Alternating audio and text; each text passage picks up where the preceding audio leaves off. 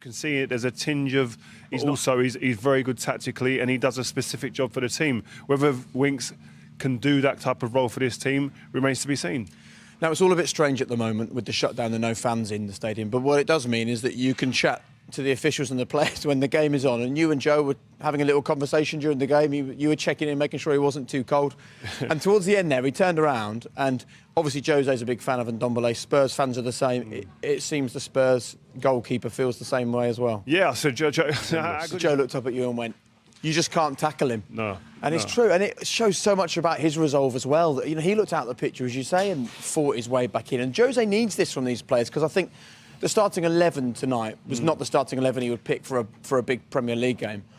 Are they changing his minds or not? I wouldn't say anyone's jumped out at him. I think he knows what Gareth Bale can do. He needs to see it more often in them individual moments to change games. He knows that he's capable of doing. But I think the starting 11 picks itself, and I think Jose will be trying to build on that in the coming windows to try and consolidate and solidify the bench, and so there's more impact that comes off of that bench. Really struggled for the first few games, but they've shown some strong results, some decent performances of late, and they need to take heart from the fact that for a long time in this game they went toe-to-toe with Spurs, and if it wasn't for that extra quality on the bench, it could have been a different story tonight. Yeah, and I think the depth of the squad was a big game changer, and I think that they can take heart from that. I think the first half they showed a steely side to their character. Yeah. And I tell you what, if they didn't have the quality, they absolutely did have the attitude right this evening. Let's get the thoughts of Gareth Ainsworth, because he will be pleased with the way that by League One standards, let alone the Championship.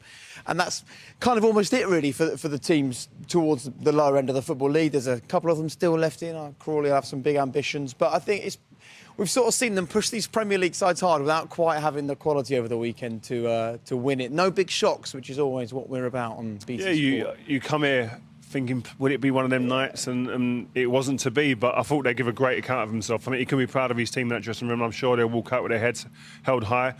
But the better team on the day win, and the team with a bigger budget as well. But listen, there's some good teams left in this competition, some big teams wanting to stay in it and to really prove a point. Absolutely, and Wycombe, congratulations for the part you played this season. Now we turn our attention to the Premier League. We've got a rather busy few days coming up.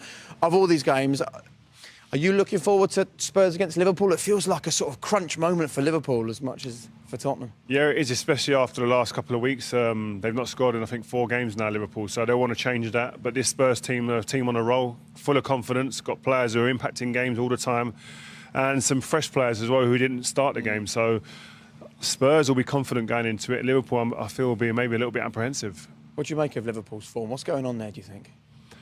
Well, I think injuries have really destabilised this team. I think the 2 centre-backs, having your first 2 centre-backs out of the team for a sustained period, I don't care which team you are,